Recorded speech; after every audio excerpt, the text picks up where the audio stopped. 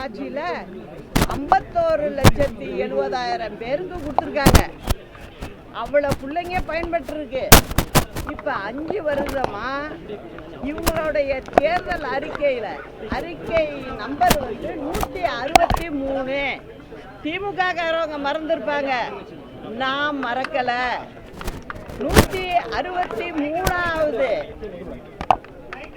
இதான் என்ன சொல்றாங்க தேர்தல் அறிக்கையில, நாங்கள் லேப்டாப் எல்லாருக்கும் கொடுப்போம் அப்படின்னு சொன்னாங்க.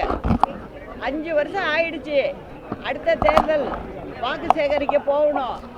அதனால என்ன பண்ணிட்டாங்க, இப்போ திடீர்னு நாங்கள் வந்து ஒரு 2,000 கோடி ஒதுக்கியிருக்கோம், நாங்கள் வந்து உங்களுக்கு வந்து நாங்கள் கொடுக்குறோம் அப்படின்னு சொல்லி இப்போ ஒரு 10 லட்சம் பேருக்கு கொடுக்குறேங்கிறாங்க.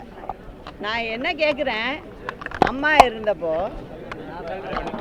பள்ளி படிப்புலேயே அம்மா கொடுத்தாங்க லேப்டாப்பு. எதுக்காக? அந்த பிள்ளைகளுக்கு பழக்கம் வரணும், கற்றுக்கணும். ஏழை பிள்ளைகளுக்கு வாங்கிறதுக்கு வசதி இருக்காது. அரசு கல்லூரி, அரசு உதவி பெறும் கல்லூரி, பள்ளிக்கூடம், இதுக்கெல்லாம் பள்ளிக்கூடத்திலேயே அம்மா ஸ்கூல்லையே கொடுத்துருக்காங்க. ஆனால் இப்போ திமுக அரசு என்ன சொல்லுது, நாங்கள் காலேஜில் வந்தோன்னா கொடுப்போம் அப்படின்னு சொல்லுது. இது எல்லாமே சொல்கிறது என்னன்னா, தேர்தலில் வாக்கை வாங்கிறதுக்காக, ஓட்டை வாங்கிறதுக்காக ஒரு பொய்யான தகவலை அங்கங்கே சொல்கிறாங்க. இத்தனை நாளாக நான் கேட்டுக்கிட்டு இருக்கேன். அப்போ என்ன சொன்னாங்க அவங்க, அதாவது லேப்டாப் கொடுக்கலாமா, டேபு கொடுக்கலாமா? 4 வருஷமாக யோசிப்பீங்க, 4 வருஷம் 5 வருஷமாக யோசிப்பீங்க. இதனால எவ்வளோ பிள்ளைங்க பாதிப்படைஞ்சிருக்கு, ஏழை பிள்ளைங்க. கிட்டத்தட்ட 40 லட்சம் பிள்ளைங்க பயன்பெறாமல் வெளில போயிருக்காங்க. அவங்களுக்கு கொடுத்துருக்கணும், அவங்களுக்கு கொடுக்கல. இதை தான் நான் திரும்ப திரும்ப சொல்கிறேன். இந்த அரசாங்கம் 12 லட்சம் கோடி கடனை வாங்கியிருக்க ஒழிய, இந்த கடனை வாங்கி இந்த அரசாங்கத்தில் எல்லாரும் அவங்க சாப்பிட்டுக்கிட்டு இருக்காங்களே ஒழிய, உண்மையாக உறுதியாக மக்களுக்கான வேலைகளை அவங்க செய்யலைங்கிறத நான் திரும்ப திரும்ப சொல்கிறேன். தேர்தலில் இதோடைய பிரதிபலிப்பு நிச்சயம் தெரியும்.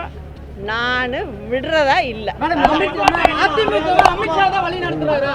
அதிமுகவை அமித்ஷா தான் வழி நடத்தி சக்திகளை ஒன்றிணைப்பதற்காக தான் நான் வந்து மத்திய அமைச்சர் சந்திச்சேன்னு சொல்லிட்டு ஓ பன்னீர்செல்வம் தெரிவிக்கிறாரு.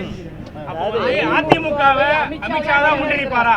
அதாவது நான் என்ன சொல்றேன் உங்களுக்கு, முதல்ல நீங்கெல்லாம் வந்து மக்கள் பிரச்சனையை கையில் எடுங்க. அந்தந்த கட்சி, அந்தந்த இயக்கத்தை சேர்ந்தவங்க பார்ட்டியை எப்படி நடத்துகிறாங்க, என்ன பண்ணுறாங்க, என்ன தேர்தலுக்கு வியூகம் எடுக்கிறாங்கங்கிறது அந்த சமயத்தில் தேர்தல் நேரத்தில் தெரியும். அது வரைக்கும் நீங்கள்லாம் என்ன பண்ணணும்னு நான் கேட்டுக்கிறேன்னாக்க, அதாவது மக்கள் பிரச்சனையை கையில் எடுத்து இந்த மீடியாக்காரவங்கெல்லாம் அதை சொன்னீங்கன்னா ரொம்ப நல்லா இருக்கும்னு நான் கேட்டுக்கிறேன்.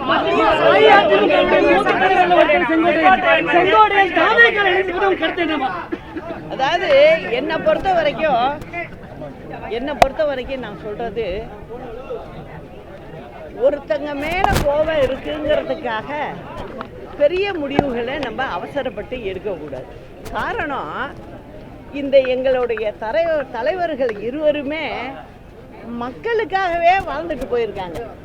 அந்த பழக்கத்தில், அந்த வழிகாட்டுதலில் வர்றவங்க இந்த மாதிரி செய்யறது, அது நான் எப்படி சொல்கிறதுன்னே எனக்கு தெரியல. அதுதான்.